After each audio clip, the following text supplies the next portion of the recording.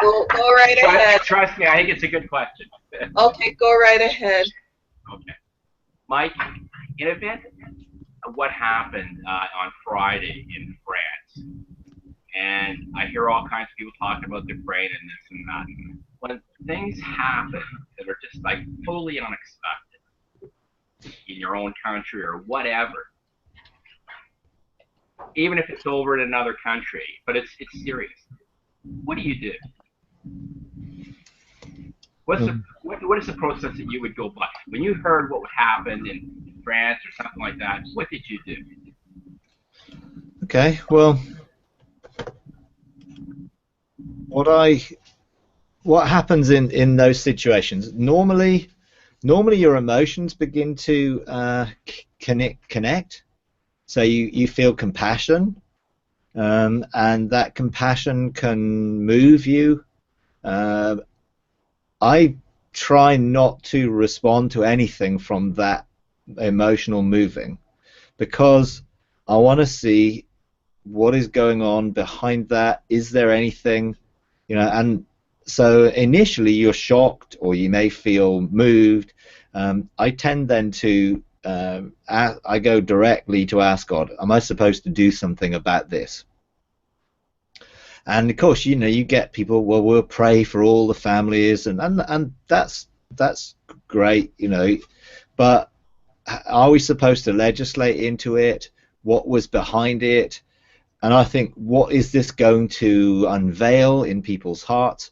Remembering that no matter how difficult a situation, something good can come out of it if we view it in the right way. Now, in this situation, my immediate, and when I asked God, directly, okay, what's going on? What am I supposed to do? Am I supposed to do anything? And He said, what did you feel? What did it reveal about your heart? And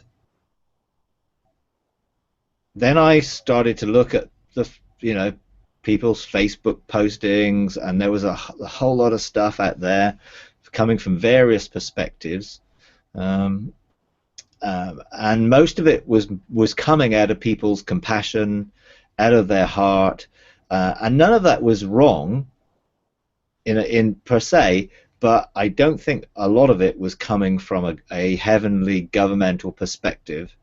And one guy posted, I think it was is a well-known guy on Facebook, and he posted this sort of reply when he asked God about what was going on, and it was an honest reply, and I think probably he was a bit reticent to posting it because it was not the usual thing to be posted.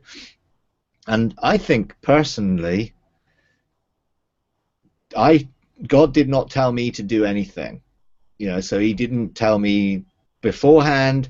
I did get some people send me some things that they had beforehand, insight, prophetic revelation that something was going to happen in France, but they didn't know what to do about it. And that, in one sense, would be okay. Now, was God giving them that information so that they could do something about it, or was He giving that information so that they would be prepared for what was going to happen? A lot of these things you have to really engage with the Spirit of the Lord, because obviously God did not intend, or it wasn't God's will that took place. God didn't will it, and therefore it happened. But for it to happen, you have to have various things in place. A legal right that the enemy has, the Christian community in the country that are operating probably not necessarily being aware or having the authority to outwork the kingdom in that dynamic. Others who probably do have a connection, maybe not doing what they were supposed to do. I don't know. Some of it is, you can do a lot of hindsight and a lot of looking at what ifs. Now, the key thing that's unveiled from this for me is, and when I spoke to God about it, was the aspect of making sure that we do not react out of our own emotions and with a negative perspective. So, okay, let's bomb them to pieces, or we want revenge. We need to stop them by wiping them out, and that sort of thing. Because first, our battle is not against flesh and blood. No matter how much that flesh and blood may be reflected as a tool of the enemy, our battle is not against flesh and blood, but against the spiritual forces that are behind what's going on. So if that's the case, then we shouldn't be looking for revenge against those people, but should be looking to identify why the enemy was able to do what he was able to do, what gave that legal right for them to do it, and then what can we do to remove those legal rights. Now, to be able to do that in another nation, you have to have a mandate by God for that nation, or be part of that nation and carry authority within the nation. And I, like everyone else, first saw the thing. I mean, I was pretty busy that day, so I didn't really pick up quite the level of devastation that went on until the next day. But I was aware of things going on. Now, everything we do must be motivated by love. And if we're going to deal with a situation like that, it must be motivated by love. And love is the full expression of righteousness. So the kingdom is about righteousness and justice. So if we're going to look at our battle is not against flesh and blood, but against that which is behind it, then we have to look at dealing with that in a spiritual dimension. From the perspective of what is going on, we should start legislating that God would bring something positive out of it. And again, to legislate into France, you have to have authority to legislate into France. For those who do, should be looking at, we need to release forgiveness. We need to release those physically who have done these atrocities, who have murdered people. We need to forgive those who ordered them to do it. We need to look at what's behind it and make sure our hearts are motivated by love. Because Jesus said, you need to pray for your enemies and bless them. Now, there's been things, are they our enemies? Or is what's behind it spiritually our enemy? And what would God's intention be in these situations? Well, the only way we're going to see a change in people is that if people are not tools of the enemy, and the only way they're not going to be tools of the enemy is if they get saved. So our focus should be in seeing salvation come to the Muslim world, so that the Muslim world turn from following the enemy into being a footstool for God's place, a place of worship. Now, you see a huge increase in the supernatural engaging with that world, and people getting transformed by visions, dreams, Jesus envisioning them, lots of things like that. And I think some of what we should be doing is actually looking at the bigger picture so that we can actually have a correct viewpoint of it and not come from our reactions out of an emotional response, be it anger or be it compassion, and making sure that we're operating in what is the Father doing and what does he want us to do in this respect. And for those who are carrying a global mandate or a mandate for different continents or different things, then that I believe is the way we should be looking at it, not just we need to see this change. And also, if we were to establish cities of refuge and other things that are operating under the government of God, then they would not be subject to such things, because we would be covering it with a shield of protection, because we're operating from a higher dimension of authority. And then people would be drawn to the mountain of the house of the Lord, who's raised up above all the other mountains, governments, everything else. Because what God said to me in this is that no governments on the earth are operating governmentally according to righteousness and justice. They all have, and most of them are motivated by fear, one way or another. And perfect love is the only thing that can cast out fear and deal with fear. And perfect love can only be found in a personal, intimate relationship with God through Jesus. And it's perfect love that we need to see demonstrated on the earth and in the earth.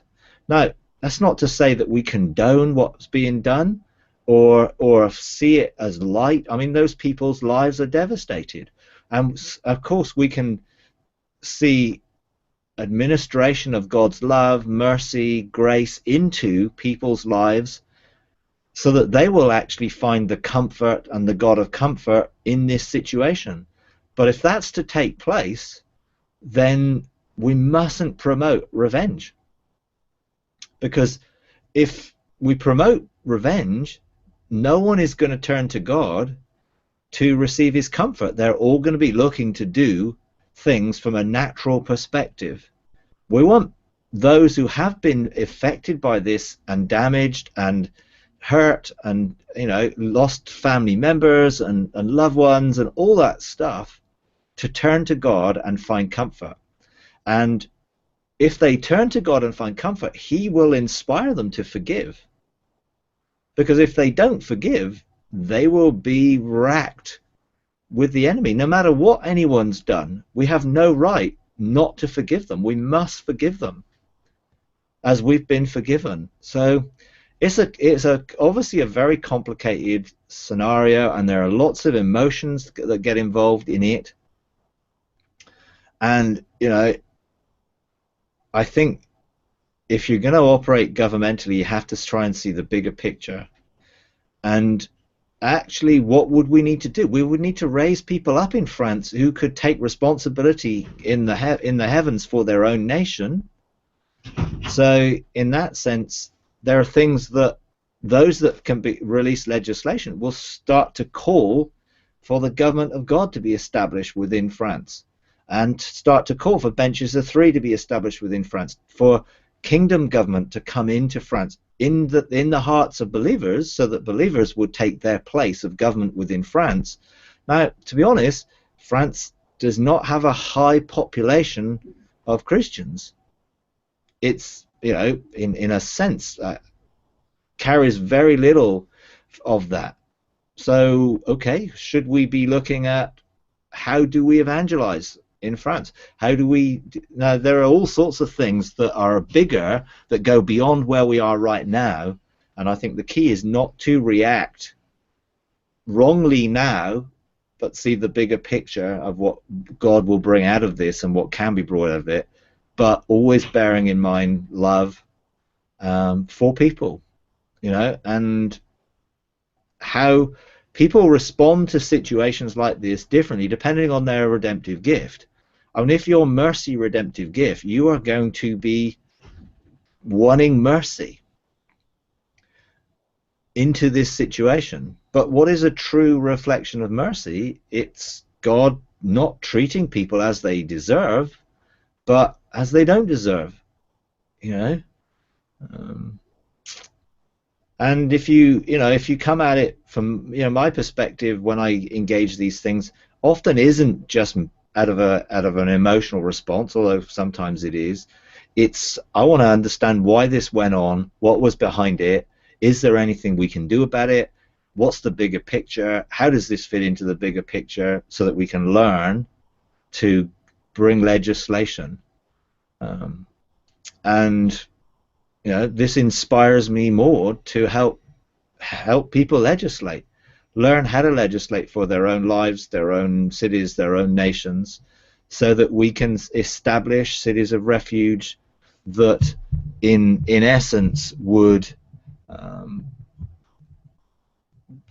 create environments where we are in authority over these things. But I know there are all sorts of emotional responses going on out there at the moment. But if we seek God, God's way of looking at things often isn't our way of looking at things. And if this, I feel that this will highlight the way people respond to situations like this, will highlight, is the love of God truly operating in their hearts, or are they coming from a human response? And a human response will primarily look for revenge and look for stopping this in a humanistic way, which will be, we need to wipe all these people out. Whereas I believe God's response would be, how does his enemies become his footstool so that they can become a place of worship? And I mean, if you take it back to a biblical example, I wonder what the New Testament believers were doing when they were being persecuted by someone like Paul, who was going around, pulling people out of their homes, bringing them before the courts. People like Stephen stoned.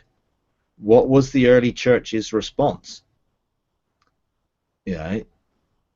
And I think we need to look at, what did God do? Well, he turned someone like Paul, Saul at the time, into Paul, who became the greatest ambassador of the gospel, the good news.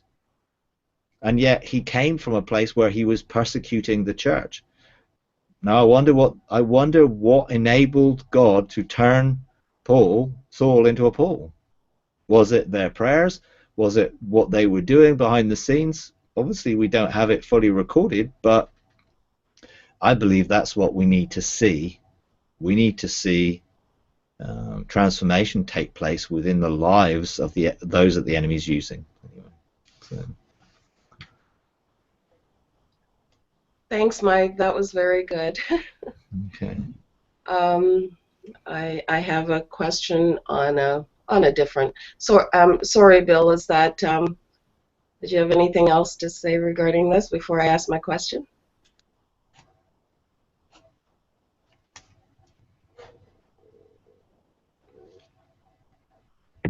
No, please go ahead, Norma.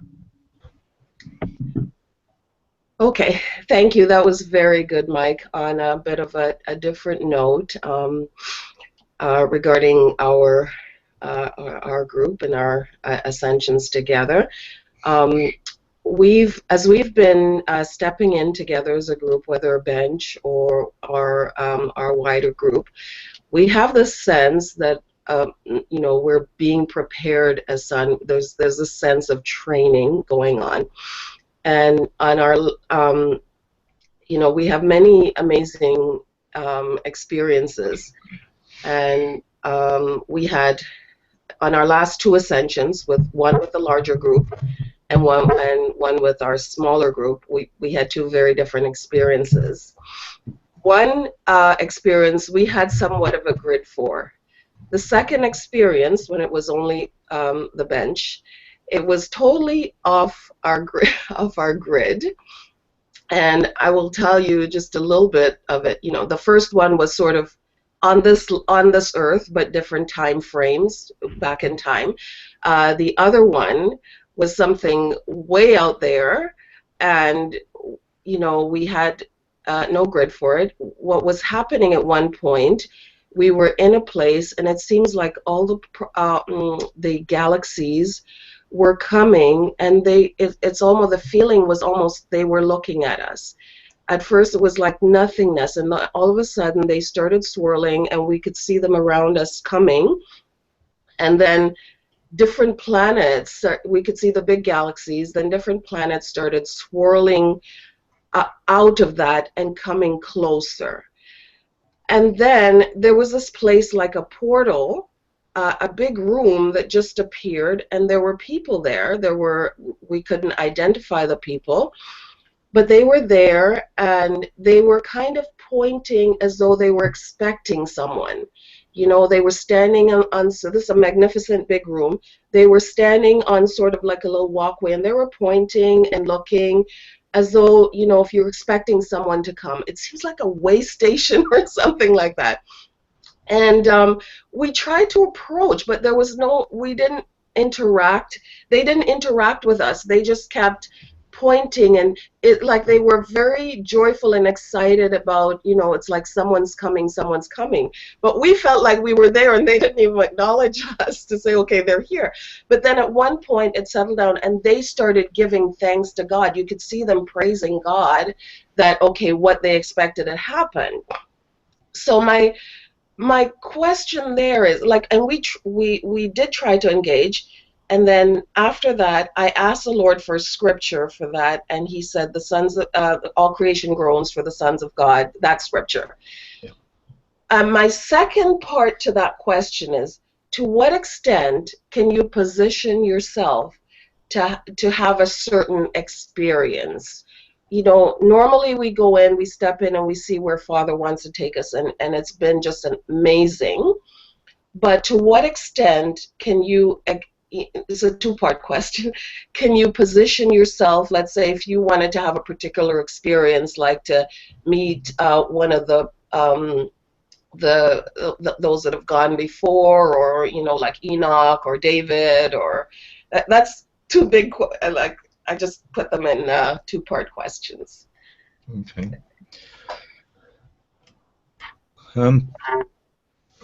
Well, I think some of the some encounters are to challenge our view of things, to get us to begin to expand our vision, our expectation, our understanding.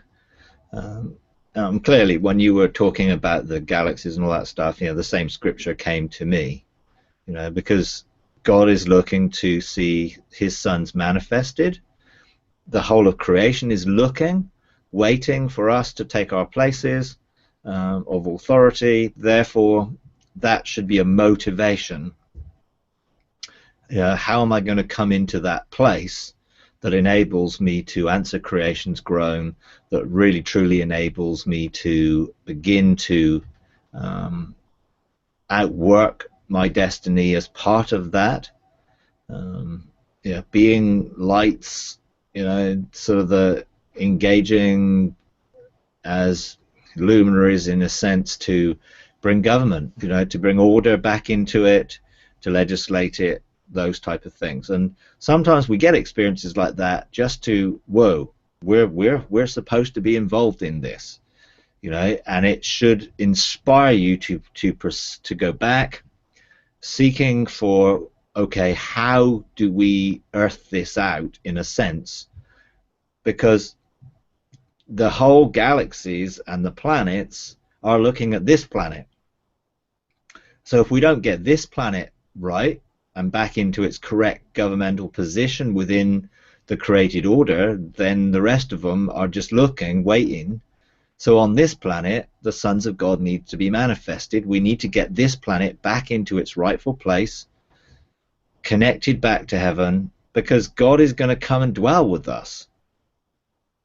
And we need to be prepared for that and get that ready. So there's a lot of work to be done in that. But these sorts of things inspire us, because it's like, wow, if everything's looking at us, we need to get our act together.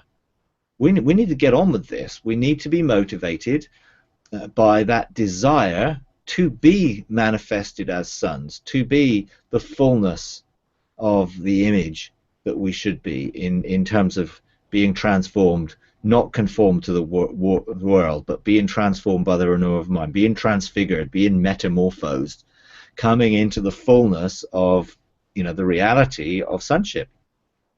So I think those type of experiences where, you know, you say they're off the grid, it isn't really, because you drew from it what it was. Now, when I have experiences like that, I don't try and figure them out while I'm having them.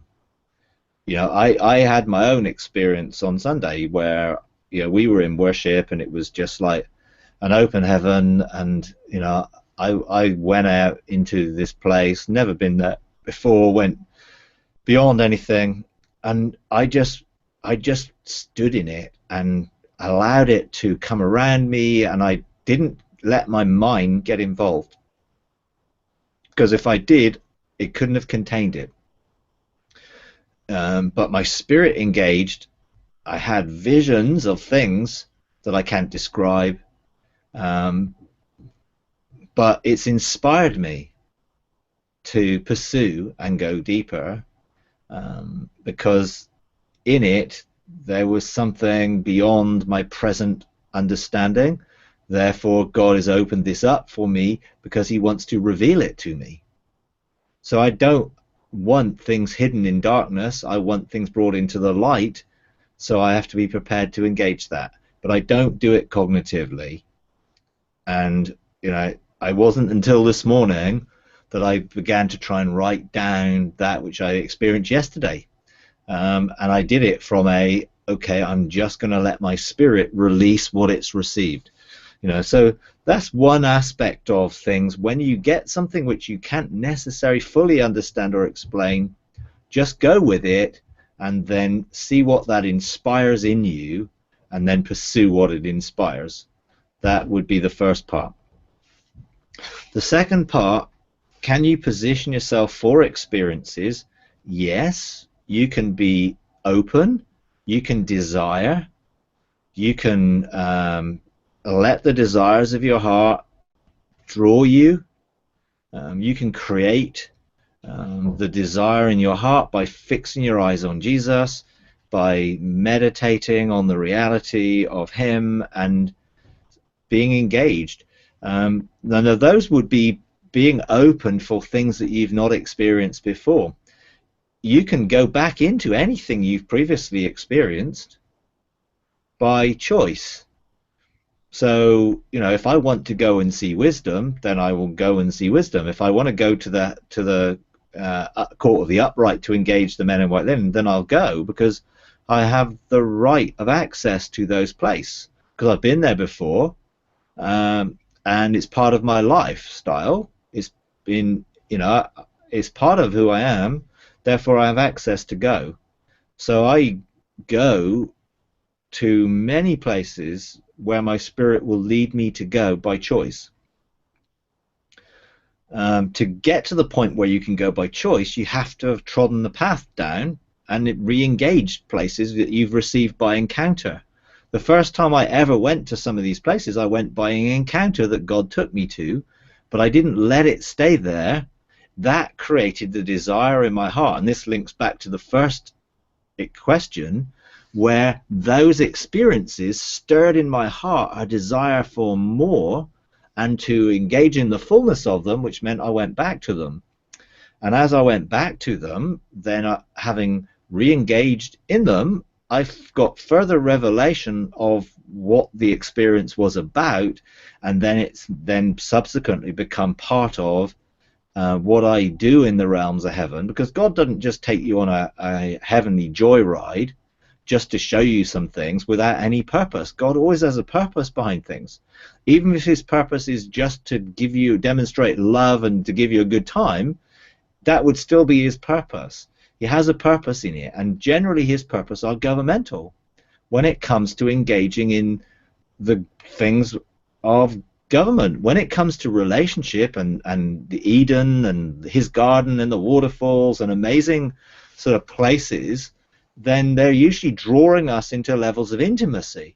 Whereas when it comes to government, courts, thrones, mountains, assemblies, things like that, then they're looking to see, is there a desire within our heart to take our place as sons of God, co-heirs of the kingdom, so that we can pursue the outworking of government.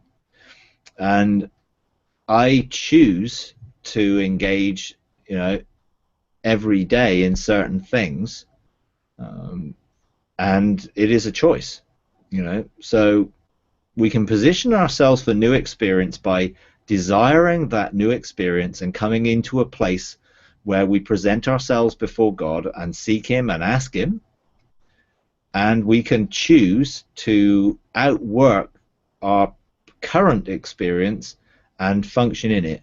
And the more we are faithful in the little we've got, the more we position ourselves for more. If we're not faithful with what we've got and we just want to know more and more and more, but we don't doing anything with it, then that's unlikely to open that realm for us. So it's about desire, and it's about being disciplined to outwork what we already know, and then that will lead us into more. So, you know, I legislate from my mountain every day. I get a mandate every day. I go back into eternity. You know, I want God's perspective. You know, I want to be creative in the image of God, to release that out into the world so that the world will be different as a result of that. So definitely, if your desire is set on it, then I believe God will begin to unveil more and more. But we've got to be really careful that we make sure that we're doing daily what we are legislated to do.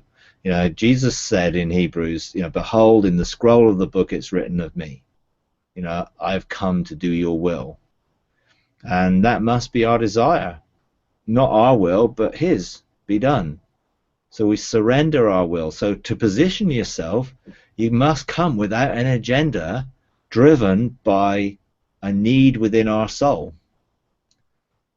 We must come spiritually, pure of heart, to engage, open our hearts up and allow him to unveil that aspect of our destiny for the day that will lead us to outworking what we're authorized to do. And that's a way of positioning yourself. Presenting yourself as a living sacrifice is the best way of yielding us to God's will and purpose, and therefore only doing what we see the Father doing. You know, because that will unveil what he's doing, and then we have to go and do it. Yeah. But I have many experiences that I yet fully understand. But the more I revisit them just in my spirit, meditating around it, the more the understanding comes, so that I can share it with other people. You know, I can't share things. I mean, I couldn't share what happened to me on Sunday with people right now. I haven't got the words to be able to express it adequately, and so it would be pointless doing that until, you know, I have. Now my desire and the desire of my heart is set to go back into that when my spirit leads, so that ultimately what God wanted me to reveal to me, I will be able to help and reveal to others, because that's my mandate, is to reveal things so that people can go beyond where I go and do the things that I understand how to do, but I'm not authorized to do. But I can certainly teach people how to do that themselves, if that makes sense.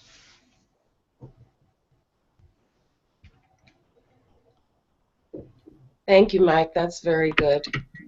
So, Mike, you've never, I'm going to listen because I think this is the agenda, because you've never said to yourself, oh, geez, I think it'd be interesting. I'd like to meet this particular person who's in the Bible. Go up, go searching or look for. You are more spontaneous. Where does God want to take you? Where do you want to show them? In the past, I have been curious. My redemptive gift to understand how things function, how they work, so that I can help others understand, is part of who I am, but my soul's need to be in control for safety and security overrode that, and therefore in the past I needed to know things, and I had a mixture of motives and a mixed heart in that. And having dealt with the soul in those areas, and having gone through a process of um, dying to that, dealing with it, dealing with the unmet needs that caused that to arise, it's brought me to a position where I don't need to know everything, and I need to trust God. So I want to know what He wants me to know. I don't want to go beyond that.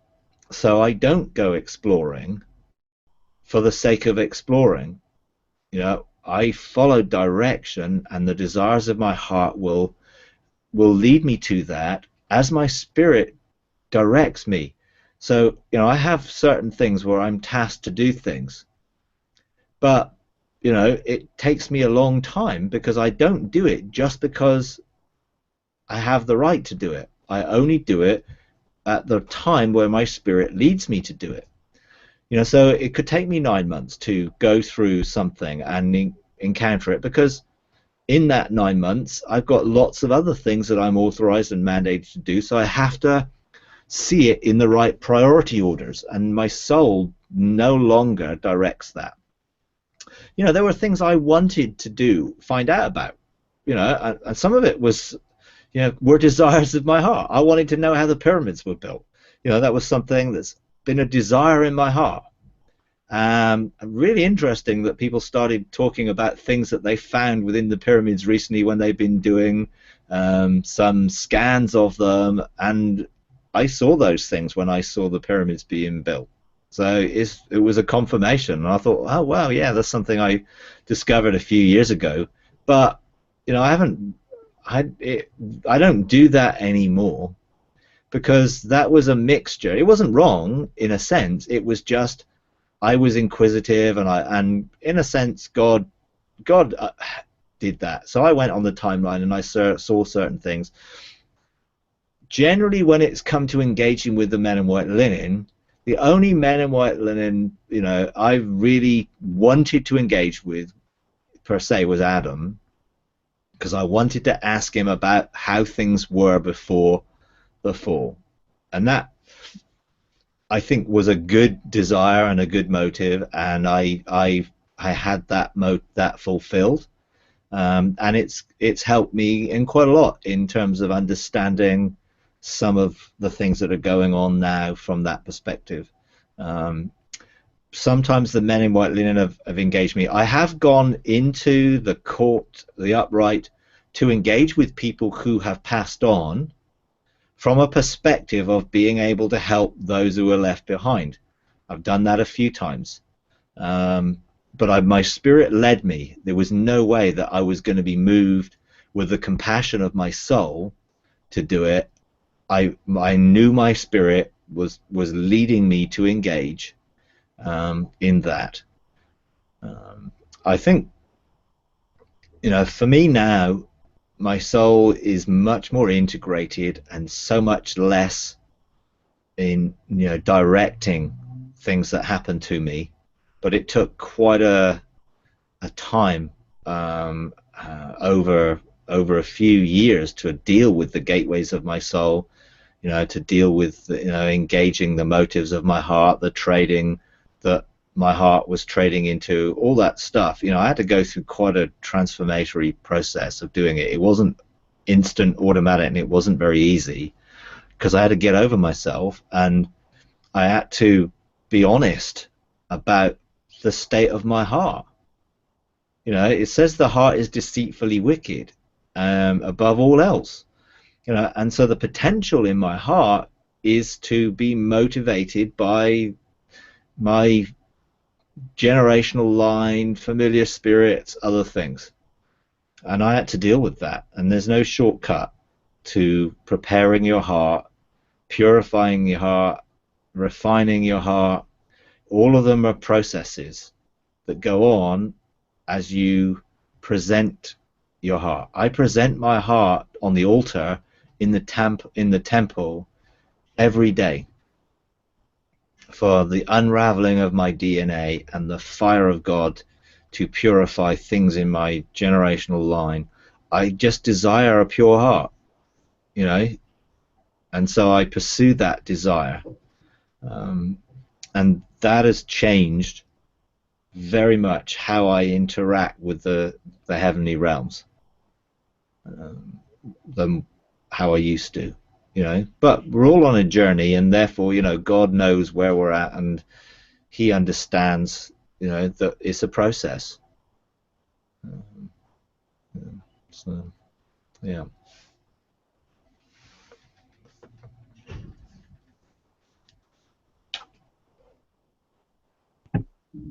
Did you have a question, Norma, or can I jump in?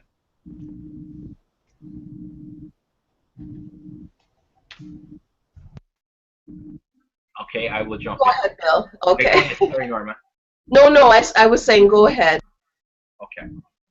Mike, I'm going to read you a statement. Can I read a statement that Ian made after teaching one time?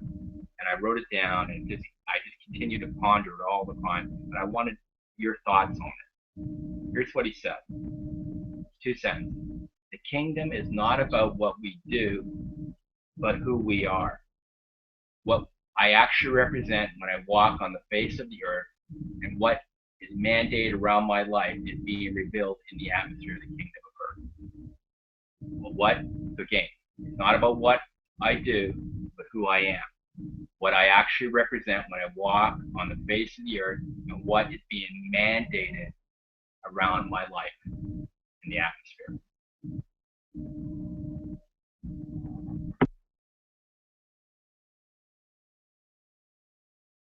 We can't hear you, Mike. You're muted.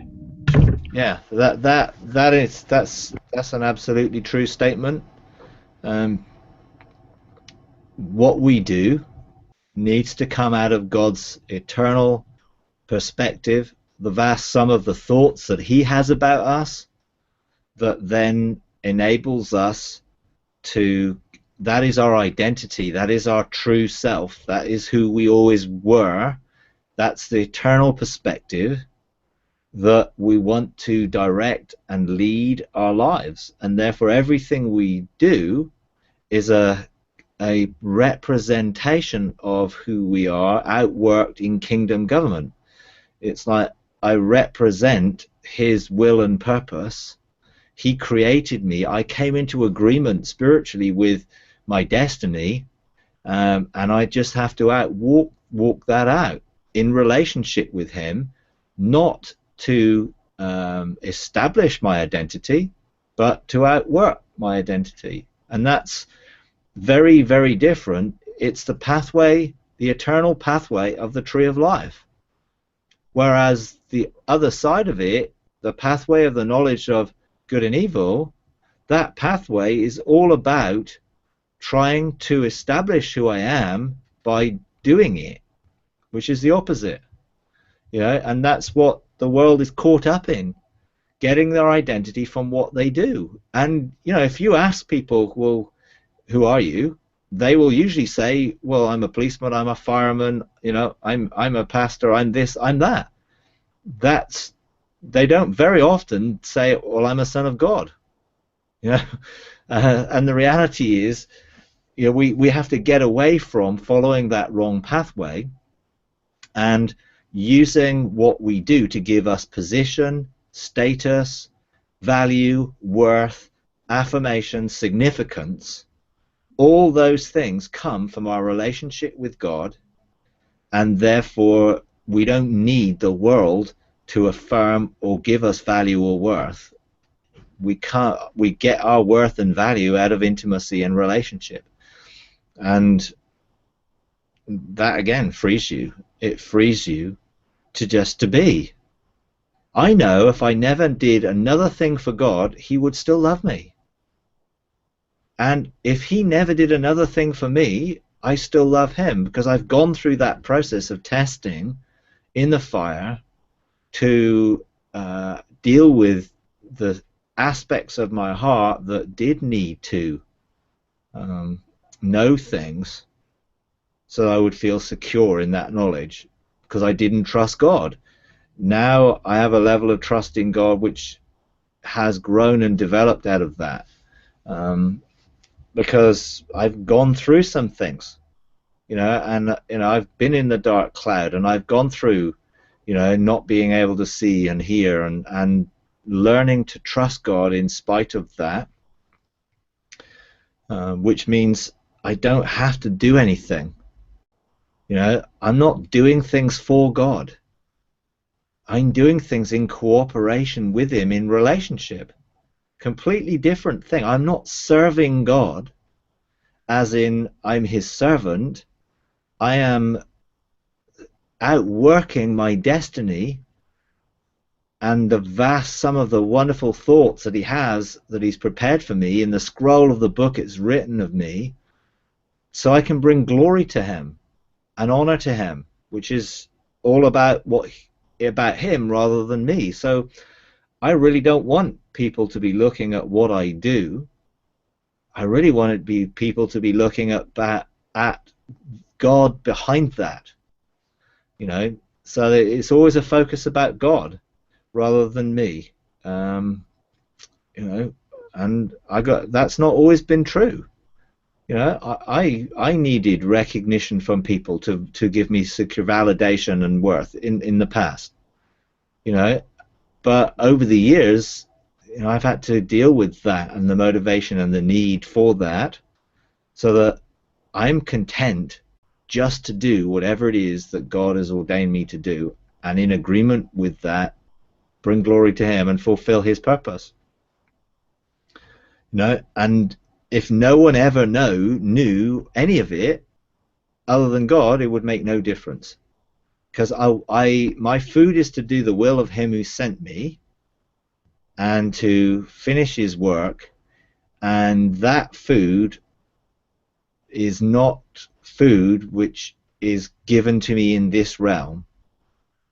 So I'm not looking for my anything in this realm to fulfill me.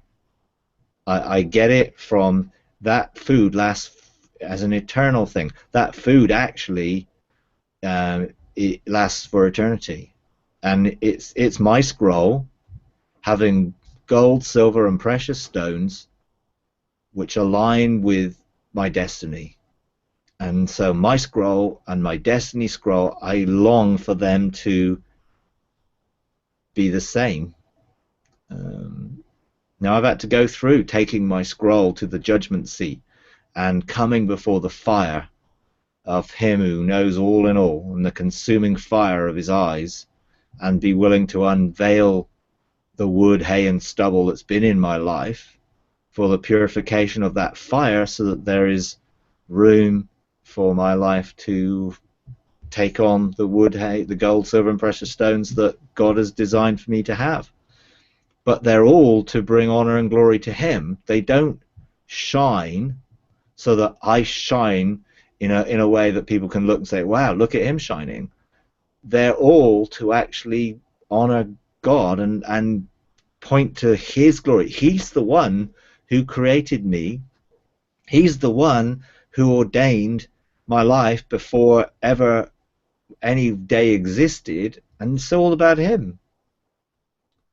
But I get to be a son and in relationship with him, not a robot, but by desire, my desires, I want to be his desires. Now the only way that's going to take place is by spending time in intimacy and relationship, so that you know the desires of his heart, and you're willing to allow the desires of your heart to align with his desires, which means change. Because we've all been shaped by the world in which we've lived and conformed to that image. Now we need to be conformed to another image. I was always predestined to be conformed to the image of his son. And of course, I am his son.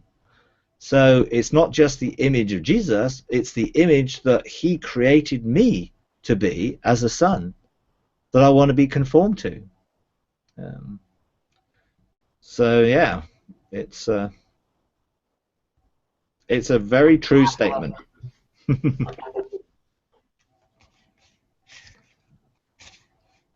Mike, with that, when he talks about what's being revealed of my mandate in the atmosphere around me, it almost sounds like there's some physics with that too. of a resonance that's going out from you or that individual, which is drawing the kingdom of God around them. I guess the angelic activities to spiritually start to work that out. Could you? Am Yeah, I? yeah, absolutely. Rivers of living water are supposed to flow from our innermost being, containing the life of God, the love of God, the me resonating with Him, so that that atmosphere gets formed. And yes, that atmosphere will draw the angelic realm. It will contain life within it, so that when people come into that atmosphere, they should engage Him. You know, it's like everything I do, Jesus talked about, I do my good works so that God will get the glory.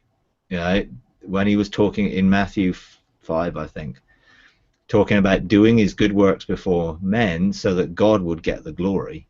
And I do want to do everything, that all the good works that he's prepared for me to do, so that he will get the glory. And the more I, in a sense, my spirit, being light, comes close to the creative light of God, as God being light, then my light will take on his light. And then when my spirit engages my soul, if surrendered, will begin to resonate and come into agreement with my spirit. And now, you know, every day I yield, open my first love gate, embrace the living water in the Holy Spirit and drink it. You know, I yoke myself to Jesus that he will disciple me. I surrender the throne of my life to the Father, so he will father me so I can come into sonship. I become one spirit with him every day. And that is what creates the atmosphere around me, if my gateways are open and flowing, that agreement. So my soul will always align itself to the major frequency of that vibration that I've spent time with. And that then does change you, and then the atmosphere that's around you is where your spirit, soul, and body are in agreement to create that atmosphere. Now, depending on what you're mandated to do, will depend what that atmosphere is filled with. You know, some people's atmosphere will be filled with very different things because they're authorized and mandated to do things. And of course, through who you are, you know, it's through who God created you to be that enables that atmosphere to be created. It's not all the same for everybody. We're all different. We're all unique. We all have a destiny to fulfill. So we can't look at someone else and say, oh, their atmosphere is not very good. Now, you can see atmosphere in terms of color, and you could see the sort of the way and the sort of level of light that they're carrying, but we mustn't judge, you know, because we're all on a journey and we're all in things. What we need to do is obviously encourage each other to become who we always created to be. You know, and that means Jesus was free only to do what he saw the Father doing. I'm free to do what I see the Father doing, and you're free to do what you see the Father doing, but they are very different things. You know, what I do is what I do. What you do is what you do, and we shouldn't compare. You know, and people do, unfortunately, compare or try and get everyone to do the same thing. You know, we're not clones. You know, so we should be different, and we should do things differently, but everything we do should reflect the image of God in us as he has created us to be. You know, but, you know, we are in a process, and right now we are not what we will be. And so the atmospheres that we're created are probably not as filled as they will be in the future. But as long as we're pursuing and on that pathway and on that journey, then change will take place, a flow will increase. You know, Ezekiel 47 talks about ankle deep, knee deep, waist deep, out of depths. And that's the journey we're on. You know, our atmosphere right now may be ankle deep, if you like, because there's only an ankle deep flow around us. It will increase to be knee deep, waist deep, and ultimately when it's out of depth, you know, when it's flowing in fullness, then it will bring life wherever it goes. The life of God will be demonstrated through us. You know. Now, when you learn to frame your life from an eternal perspective, you create that atmosphere. So you create the atmosphere of love and joy and peace and grace and mercy around your life. You frame it. So it's not just an automatic, oh, well, I'm going to let the river flow and great, everything will be okay. No, I speak into that atmosphere, that which I receive. So, you know, my atmosphere is filled with favor and blessing because I fill it with it. I decree and I declare and I prophesy the oracles of God, and I speak out of the eternal heart of God into my atmosphere in doing what I'm supposed to do on a daily basis, you know. And I won't get, in a sense, how can I put this? I won't feel obliged to do what anyone else thinks I should be doing. You know, I only want to do what I see the Father doing, and that means I need to be free to be me, not someone else's image of me or someone else's expectation of me, or, well, you know, why aren't you performing miracles on the earth? Well, because I have not been told to perform miracles on the earth yet in the dimension that I will. So I'm not going to be pressured. You know, Jesus said, "My time is not yet." You know, and yet he still did a miracle because his mother asked him to. You know, but I don't. You know, I really don't want to do anything that's outside of what I'm authorized to do. And in this season, that is very much operating from a heavenly perspective, and my focus is operating there. The earthly perspective of that, you know, will come, but it has to be established in heaven first. So I'm looking to spend most of what I do engaging in the realms of heaven, and then engaging with people, you know, to help in terms of their path and walk, in terms of understanding and growing in legislation. That's really what I'm called to do right now, you know. And I feel really free and at liberty in that, you know. And I can't. Well, I'm not pressured by anybody or anything to go outside of that, you know. So, you know.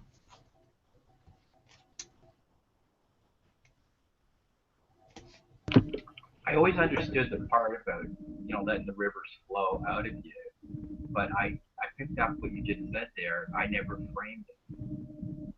In other words, the blessing and the favor of speaking that, really what you're doing is framing the atmosphere around you. It's just always kind of letting it flow out, let God do what he wants to do. And I guess I missed that part of it. Well, that's the framing our lives. You know, that's when I stand in eternity and I stand in his heart and my spirit just gets filled, I release that and I create what will be around my life from that perspective by framing it. So I speak into that river. I speak words of life into that river, having stood in the heart of God, and I release that which I received there. So, you know, I'm a joint heir in this. You know, I have a part to play in it as God has directed me in that. So I definitely, you know, I don't leave things just to happen, but I only do what I'm inspired to do through my spirit, not what I want to do in my soul or what I try and do. I let my spirit speak those words, release those words, and flow in that. Um, you know, but to do that, you have to get your spirit filled. You've got to grow it. It's got to become strong. You've got to exercise it. You've got to feed it with the right things. And for me, that's all about intimacy and relationship and engaging God, and outworking that. Now, I'm still a working process. God is still working in me and through me, and I'm still open for anything He wants to do in terms of the motives of my heart. I'm not perfect, but my desire is to be everything He called me to be, created me to be. That's my desire, and I set the desires of my heart on that. But within that, I'm a normal guy. In a sense, I'm not operating super spiritually, floating around, not having my feet on the ground. I have a family. I've got grandchildren. I spend time with them. It's like I do the garden. It's like I do normal things. I like watching sport. I like what I'm free to enjoy life. I'm free to do that, and I do. Yeah. Hi, Mike. Yeah. As you're talking, I just realized that I have to decree and frame up more time in my day, because even to go back into some of the experiences, and I have gone back into some, but I'm just realizing how important it is to form that pathway, and it seems to me at this point there's not enough time in the day to do that, with all the other things for me, I'm saying. So it seems like even I do stuff on my way to work. When I'm very busy, but I just see, like, yeah, decrease some more available time in my day to do that, because there's so many experiences that I've had in the kingdom that I would really love to go back into and just explore some more, but the availability of time sometimes kind of thwarts that. I was listening to Ian yesterday regarding the night watch, and I'd listened to it before, but I was listening yesterday and I thought, oh yeah, that's something that I'm going to try to pursue, because that's like so much time you're sleeping. Yeah. Well, yeah.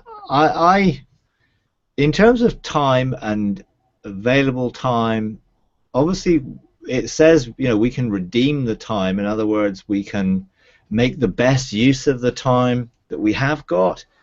I think what we need to do is to see that time from a heavenly perspective is different from our earthly perspective. So your spirit can engage in something in heaven in an instant, and it be the equivalent of spending a month of our mind trying to figure something out. So this is again where you allow your spirit to engage, and you're not trying to engage your mind to understand it, but your spirit receives it, and then you begin to outwork it, and the understanding comes as you walk it out. So don't think of it as, well, I haven't got time to re-engage this. Just by faith, re-engage it in a minute, and let your spirit receive in that minute of this time a multiplication of what can be received in the spiritual realm. So don't try and think about the spiritual realm and the natural realm in the same time frame, because there's no way that you will ever be able to do all the things that you do in the realms of heaven if you think of it as, well, I've got this many of hours in the day. It will never work. It will never line up that way. So you use your ability to frame time in that, in this minute I am going to have an expectation of receiving way more in my spirit than I could do in sitting in a classroom for 45 minutes listening to somebody. So it's all about expectation and you framing that so that you experience it. You know, I you know, I have sometimes things happen to me in a minute or so, and it can take me months to fully outwork it. But that's fine, you know. But it's my expectation. You know, when I go and stand in eternity, there is no time. I can be in eternity for a microsecond and be filled with enough to, you know, fill me for a week or a month or a year. You know, it is not limit. We try and limit it because of the way we think and reference it from our current time frame. So we have to break the mindsets that limit us from our current time frame. That doesn't mean that we get lazy and we don't do anything. I still spend the first 2 hours of my day with God. And of course, I allow my spirit to be free in the realms of the heaven, you know, all day and all night. So my spirit is still connected even though my soul is here. So it's only when I shift conscious focus that I'm connected cognitively to one place or the other. Most of the time my spirit is still connected to a realm that's able to direct and inform in this realm. So yeah, just sort of expand your understanding of what time is, and I think you'll find that you are able to spiritually receive, which will be released cognitively. That's certainly my own personal experience. That is very helpful, Mike. That is very helpful. Thank you. It might seem simple to you, but it's very helpful. Thank you. Okay, no problem. All right. Okay. All right.